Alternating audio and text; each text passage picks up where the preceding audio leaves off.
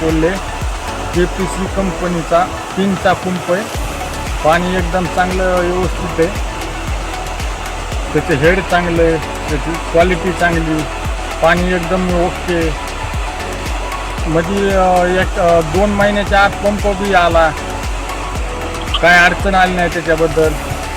समजा व्यवस्थित झालं.